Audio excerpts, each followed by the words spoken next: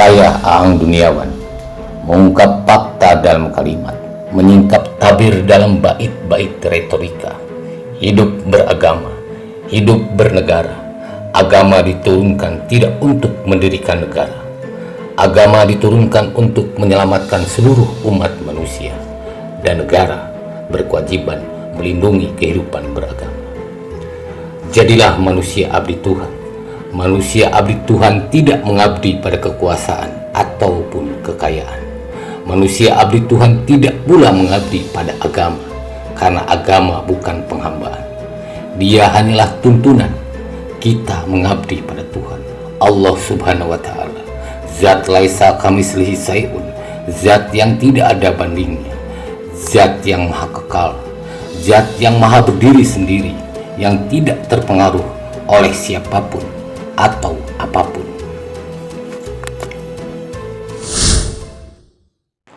Halo jombloan dan jomblowati, semua para penghuni negeri dari Sabang sampai Merauke, dari Miangas sampai Pulau Rote. Saya Aang Duniawan, orang Sunda, tanahnya tanah Kang Marhaen, tepatnya saya bertempat tinggal di Kabupaten Majalengka. Sampurasun. Assalamualaikum warahmatullahi wabarakatuh. Sebelumnya, mari kita dengarkan pidato Anies di Milad ke-21 PKS di Istora Senayan, Jakarta. Ke depan kita perlu membangun institusi ekonomi inklusif yang memang belum tentu megah untuk difoto, belum tentu menarik seperti jalan berbayar atau airport bandara yang megah. Tapi air yang mengalir di tiap rumah tangga, infrastruktur mikro di tiap rumah tangga, itu akan memberikan rasa kebahagiaan bagi seluruh rakyat Indonesia. Infrastruktur yang bukan hanya untuk sebagian, tapi infrastruktur untuk semuanya. Anies berbicara lantang tentang keberpihakan dan bercerita pemerintahan yang inklusif, yaitu pemerintahan yang cenderung melayani semua. Kemudian Anies dengan lantang dan tandas mengambil sebuah contoh tentang ketersediaan air. Tapi mari kita lihat bagaimana capaian pipanisasi di DKI Jakarta, ke ibu kota yang pernah dipimpinnya. Seperti dalam pengakuannya Anies pada awak media, hanya 64% saja warga Jakarta menikmati air bersih dari pipanisasi. Dan tentang ini saya kutip dari media online 2 September 2022. Sedangkan di awal jabatannya 2017, 57% warga Jakarta sudah menikmati air bersih. Artinya, rata-rata penambahan pipanisasi air bersih hanya 1,4%, dengan laju penambahan pipanisasi 1,4% per tahun. Dibutuhkan waktu 25 tahun. Semua warga Jakarta baru bisa menikmati air bersih dari pipanisasi tersebut. Setelah Anies mengakhiri jabatannya, rasanya warga Jakarta menyambut gembira dengan rencana tertanggal 21 Februari 2023, dilansir dari medcom.id. Wilayah Jakarta akan terpasang 350.000 saluran air baru selama kurun waktu 2 tahun. Dan kemudian tahun 2030 ditargetkan 1 juta lebih. Jangankan mengalirkan air ke seluruh pelosok Nusantara, yang daratan terluarnya tercecer dan terpencil. Ibu kota yang luasnya hanya sebagian kecil dari Indonesia belum optimal. Yang logis saja, jangan berbusa-busa mengeluarkan kata manis jika belum menemukan solusi hanya untuk sebuah jabatan bergengsi itu. Anies, kok omongannya selangit, tapi dia tidak pernah membumi. Kasihan juga ketika di bumi Anies selalu tersesat dan susah untuk kembali pulang. Apakah Anies akan mengurangi dana desa, lalu mengambil alih dana tersebut untuk pipanisasi di desa-desa terpencil dan dikerjakan pusat hanya untuk kepentingan klaim? Klaim lagi, dasar Pak Anies. Mari kita simak lagi pernyataan dalam pidato Anies berikutnya. Depan ini adalah contoh bagaimana kebijakan disusun berdasarkan gagasan. Bukan sekedar kebijakan tanpa narasi, tanpa gagasan. Urutannya harus jelas. Bukan hanya karya, tapi karya berbasis narasi, narasi berbasis gagasan. Dan gagasannya di sinilah tadi yang saya sampaikan. kesemakmuran, kesetaraan, keadilan, dan begitu ada pembagian sumber daya, maka pembagian sumber daya ini adalah memasukkan unsur-unsur gagasan itu. Hilar dialektika, binar dinamika menghiasi media sosial. Penuh intrik tersaji lewat strategi. Banyak lelucon yang kelihatan seperti narasi dan argumentasi cerdas yang disusun dengan kata-kata logis. Padahal kalau dikaji lebih dalam, kalimat yang disusun berdasar kata-kata itu begitu semerawut dan ngawur. Kita lihat banyak sekali kalimat yang disusun oleh kata-kata itu menjadi lelucon di media-media. Diparodikan para pegiat media sosial, kadang mampu membuat kita tertawa terbahak-bahak saking lucunya. Anies berdialektika lewat susunan kata-kata. Anies berani mengklaim sebuah gagasan bukan miliknya, seperti contoh soal kemakmuran yang merupakan cita-cita luhur. Kenapa negara ini ada sebagai tonggak awal para pendiri bangsa memproklamirkan kemerdekaan dan kemudian mendirikan negara untuk cita-cita kemakmuran seluruh tumpah darah dan tanah air Indonesia. Dengan pongah Anies berkata, memberikan gagasan-gagasannya dengan ide dan gagasan baru, yakni kesemakmuran. Apa itu kesemakmuran? Apa bedanya dengan kemakmuran? Saya coba telisik di Kamus Besar Bahasa Indonesia, dan saya sama sekali tidak melihat ada kata kesemakmuran, seperti berkali-kali Anies mengatakan dengan lantang bahwa kata kesemakmuran itu adalah gagasannya. Saya rasa itu sama saja. Tapi Anies enggan menyebutkan gagasan itu dengan kata kemakmuran, hanya untuk memperlihatkan beda dengan kata aslinya. Apakah kita sudah jadi bangsa yang begitu tega melupakan tetes air mata dan cucuran darah para pahlawan yang mengorbankan jiwa dan raganya demi bangsa dan negara ini? Kemudian, tanpa rasa malu, Anies hanya membubuhkan 2 huruf saja dan menjadi kata yang berbeda. Berani mengklaim hal itu. Apakah itu memang gagasan spektakuler dan visioner? Gagasan merubah kata dengan 2 huruf sehingga kelihatan berbeda? Apa hebatnya? Apa nilai lebihnya kalau itu sama saja? Kenapa harus malu mengatakan itu? Apakah karena hanya ingin terlihat ada perubahan sesuai dengan nama koalisinya, koalisi perubahan? Atau ingin kelihatan hebat agar rakyat percaya? Pak Anies, sungguh naib langkahmu kawan, Saudara Anies Baswedan. Saat ini kita yang ada di pelosok negeri pun melek informasi dan tidak buta pengetahuan. Saya tidak anti Anies Baswedan, hanya saja sebagai orang desa tidak mau dianggap bodoh. Dengan Anies mengklaim tanpa rasa malu, dengan lantang dalam sebuah mimbar yang disaksikan oleh seluruh penghuni negeri ini. Apakah kelezatan kekuasaan yang begitu menggiurkan membuat Anies lupa daratan, mengindahkan hati nurani, mengklaim dengan gagah berani? Di mana kelembutan kalbunya, kecerdasan hatinya, dan keindahan nuraninya jika kekuasaan sudah membuat jiwanya gelap gulita? Kita yang ada di pelosok memang tidak terlalu banyak pengetahuan, memang bukan kaum intelektual, tapi soal jiwa kita tidak usah diajari. Kita masih memiliki cinta terhadap tanah air, tempat kita dilahirkan, tempat kita bernaung, tempat kita mengais rezeki, dan tempat kita menebar kasih sayang terhadap sesama. Kita jauh dari kelezatan kekuasaan. Kita jauh gemerlapnya kota yang kadang menyesatkan. Kita tiap malam hanya diperdengarkan serangga bernyanyi dengan ciri khasnya sendiri-sendiri dari sore sampai petang. Dan mungkin nyanyian itu membuat rindu orang desa yang sedang merantau di kota. Tapi coba kita ingat sebuah masa ketika para pejuang bangsa bersembunyi dari serbuan peluru dengan suara-suara letupan senjata membahana di seluruh penjuru. Mungkin saat itu kota yang memanjakan ini sama halnya dengan suasana desa, dan lebih mengerikan karena jiwa dalam ancaman moncong senjata. Tidakkah kita teriris? Kita yang serba mudah ini, kita yang selalu dimanjakan oleh keadaan yang merupakan buah dari keringat, tetes air mata, dan cucuran darah para pejuang untuk setia menjalankan cita-cita luhur kemakmuran tanpa harus mengklaimnya. Tentang Indonesia, saya lebih percaya kepada pejuang, karena mereka bukan tergiur oleh kelezatan, kekuasaan, tapi hanya ingin enyah dari penindasan dan ketidakadilan, kolonialisme dan imperialisme. Pejuang bukan berusaha mengakali, tapi pejuang berusaha untuk keluar dari penindasan kolonial. dan pejuang berusaha melawan imperialisme yang bertentangan dengan rasa keadilan. Itulah energi positif dan berakhir manis sampai kini kita bisa menikmati jerih payah para pejuang itu.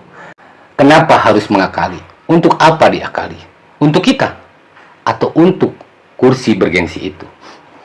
Saat ini, saya melihat dua tontonan dari pihak yang sedang berkompetisi. Pihak pertama, mempertontonkan kecerdasan, kehebatan, dan kemegahan. Pihak ini selalu berusaha dan membandingkan misal kepasihan berbahasa Inggris, memperlihatkan buku mewah berbahasa Inggris pula, dan mengagungkan tulisan-tulisan orang luar sana yang kadang sangat asing terdengar dalam telinga saya. Semua dipertontonkan di media-media agar kelihatan hebat dan cerdas. Tidak seperti yang sedang disindirnya mungkin, yang sering mereka katakan dengan wajah deso, bungu, pelanga-plongo, dan lain sebagainya. Pertanyaan saya, apakah kepasihan bahasa Inggris itu akan mampu menyelesaikan persoalan bangsa ini? Silahkan dijawab. Bahasa bukan solusi. Bahasa hanya berfungsi sebagai media atau alat komunikasi. Apakah buku-buku ternama di luar sana juga akan mampu menjadi kitab untuk dijadikan solusi persoalan? Ilmu yang terlahir dari buah pikir di luar, dengan kultur dan keadaan yang berbeda, belum tentu akan menjadi solusi yang tepat untuk bangsa dan negara kita ini. Yang tentunya kita memiliki cara kita sendiri untuk menyelesaikan masalah-masalah kita, sesuai dengan keadaan, kultur, sosial ekonomi, dan ragam agama yang hidup rukun semenjak dulu kala. Bung Karno membaca ribuan buku, tidak bicara soal buku yang menjadi santapan tiap harinya. Tidak juga pamer buku yang sedang dibaca, tapi Bung Karno berbicara lewat tulisannya, yang sampai saat ini menjadi selalu relevan untuk mengatasi persoalan-persoalan yang ada.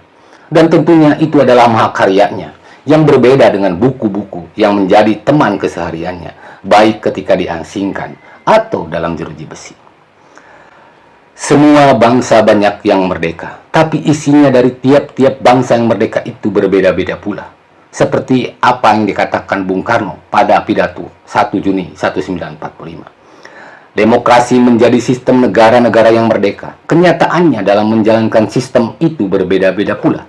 Kita tidak perlu meniru bangsa-bangsa yang merdeka itu, tapi kita harus mencari cara sendiri dalam mengisi kemerdekaan dan menjalankan sistem demokrasi ini.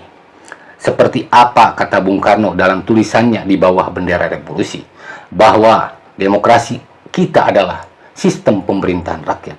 Bung Karno tidak menginginkan demokrasi modern yang lahir dari revolusi Prancis, di mana hanya kaum borjuis yang mendapatkan kesempatan mengelola negara ini, sedangkan kaum marhaen tetap tragis.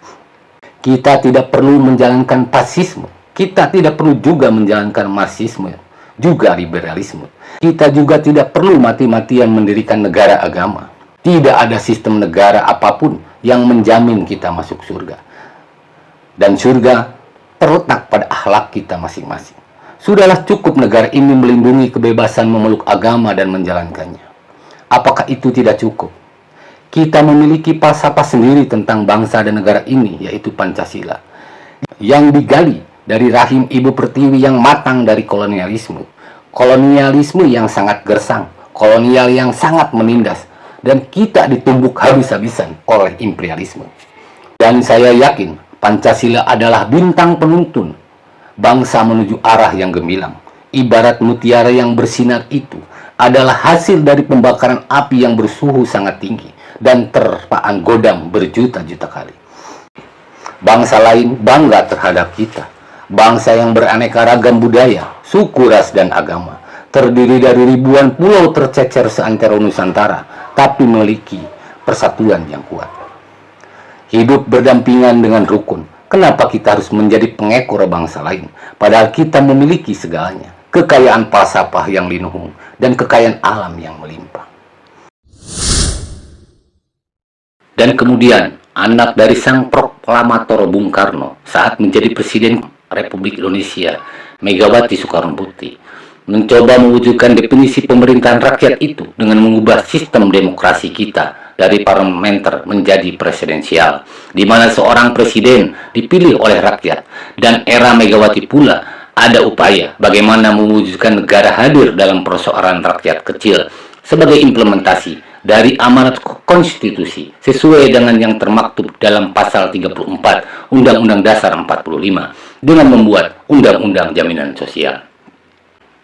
Kemudian setelah itu, apa yang terjadi? Di mana rakyat biasa yang bukan siapa-siapa terlahir dari bantaran kali di kota Solo menjadi seorang presiden. Dan bagaimana setelah melihat hasilnya dari era pemerintahan saat ini, di mana rakyat biasa menjadi pemimpin. Pemimpin yang kesehariannya sama dengan kita, wajahnya seperti kita pula, pakaiannya sederhana seperti layaknya pakaian yang biasa kita pakai. Pernah mengalami hidup susah. Lalu seperti apa kepemimpinannya itu? Era ini kita melihat secara gamblang dan jelas bahwa ada kedaulatan dan keadilan yang tegak.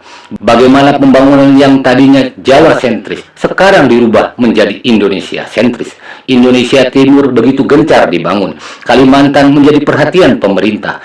IKN, Ibu Kota Nusantara, dibangun di Kalimantan melalui undang-undang yang sudah ditetapkan. Untuk apa ini? Sebagai langkah konkret tentunya negara dalam mewujudkan tegaknya keadilan. Bukan seperti kata-kata manis Anies bahwa ibu kota pada hakikatnya adalah 0 km untuk menjangkau titik terluar negeri ini. Dia lupa bahwa jarak itu tentang ruang dan waktu. Maka ketika ibu kota negara berada di tengah wilayah negara, maka mobilisasi untuk menjangkau ke lapisan terluar negeri ini akan mudah dan cepat. Dan kita sekarang sudah berdiri tegak, memperlihatkan kedaulatan kita, kedaulatan terhadap kekayaan alam kita, kedaulatan ekonomi kita, dan kedaulatan politik yang tidak mudah untuk diintervensi negara lain. Lihatlah capaian itu di era pemerintahan sekarang yang tidak pernah sama sekali kita dengar di pemerintahan sebelumnya. Bagaimana kita melawan Uni Eropa untuk nikel dan bauksit, bagaimana Freeport kita kuasai. Lihat juga Blok Mahakam, Blok Rokan, Inalum, dan lain sebagainya. Yang dulu dikuasai asing, saat ini dikuasai di tangan kita. Apakah itu akan kalian gadaikan lagi? Dan catatan, pada masa Bung Karno, HPH, Perawan, sumber kekayaan alam tidak ada satupun yang dikuasai oleh orang asing. Lalu kita lihat fakta bagaimana era presiden saat ini. Presiden yang berasal dari rakyat, yang masa lalunya mengalami masa sulit, mampu merasakan denyut nadi kehidupan di bawah, dana tunai dan non-tunai, jasa pendidikan dan kesehatan gratis yang kualitas dan kuantitasnya terus ditingkatkan. Era ini, kadang kita merasakan negara hadir dalam masa sulit, di mana era sebelumnya kita hanya mendapatkan BLT saat BBM naik, dan itu juga hanya 3 bulan.